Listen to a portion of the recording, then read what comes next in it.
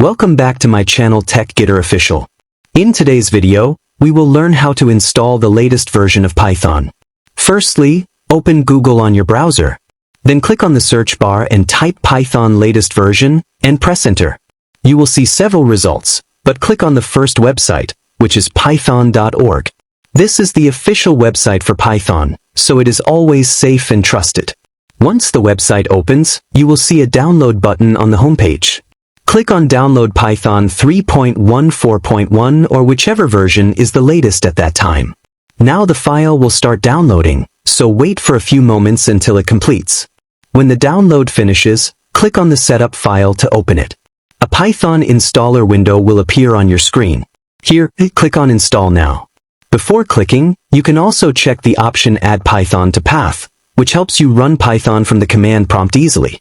After that, the installation will begin. Just wait for a minute while all the files and modules are installed on your system.